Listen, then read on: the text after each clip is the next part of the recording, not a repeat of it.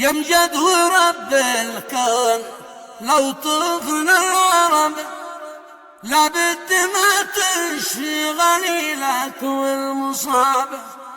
يقول رافع شبل ظفران اللغب على الندم والله لو ناكل تراب. قولوا لذي بالعيب قد زاد الغضب يعد ساعات أهل تذويق العقاب.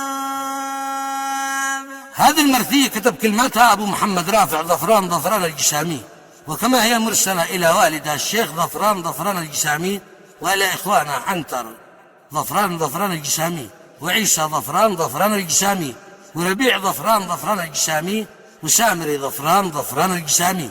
وكما هي جوابا على ابن أخي أمجد موسى ظفران الجسامي، وائل موسى ظفران الجسامي، وظفران موسى ظفران الجسامي، وعبد الله موسى ظفران الجسامي. ولا نامت أعين الجبن.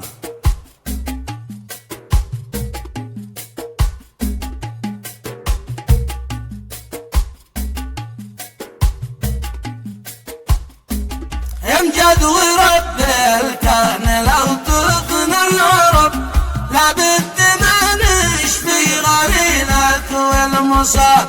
يقول رافع شبل ظفران اللغب على النقا والله لو ناكل تراب. قولوا لذي بالعيب قد زاد الغضب يعد ساعاته تذويق العقاب. يا ويله اللي نحو ظفران القرب لابد ما صدتي معه كشف الحساب. يمجد لثار الأرض ترقب رقب وانا سلاحك في المهمات الصعاب. ومن تحدث بايلاقيه التعب لابد يخضع قبل ما يصبح مصاب. تسقيه من باطن الجتاري والجعب واسقي أعداء سم قطاع الرقاب. ومن يعاند بضعنا مع الغضب وبندقي تصرخ مقلق للعذاب. شبل النمر ما خوف اليوم الذنب والغسل ما بحسب ابوها يبحسب. رافع يقول استب يا وقتي ستب مكرد وغدرك زاد من فوق الحساب. والفصل للطار والقعبة والمطب تعلمنا نجي الرجال والصواب. متى تلاقي من يدي نقطة هرب ألو تخبيت خلف الأسوار والحجاب. قولي وفعلي صدق دايم محتسب ألا خضعت الرأس رأسي بالسحاب.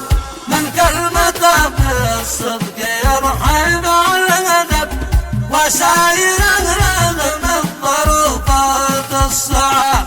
كلا ولا عاش من تلاعب أو كذب لأن الجسامي قد كشف لعب الغراب. ومن تمصلح لا يلاقيه الحنب الكذب كرته والخيانة لا شراب.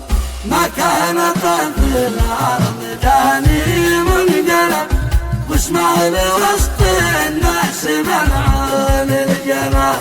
قال المثل يا من صبر وقت الغضب لابد في صبره يصل روس التباب. يا من أبو باسم وأبو قيس الغضب أعمامة الشم رجاجيل ما تخاف. قوة معك عظمى يجلون الكرب ربيع وابو موسى مذلل للعذاب. يا دم اخي والله يا ثارك وجب لو ننثني والكون ذا يصبح سراب. وابشر بعزك والنقايا خيراب واحنا لنا يا الذيب واولادك ذياب. ما طاب لي ما أكل ولا الماء في القلب على القرص ولا في الدار الجواب غفران ما يضرب ومن كذب جرب كالصقر لحلق حنيني للضراب والختم صلينا على سيدنا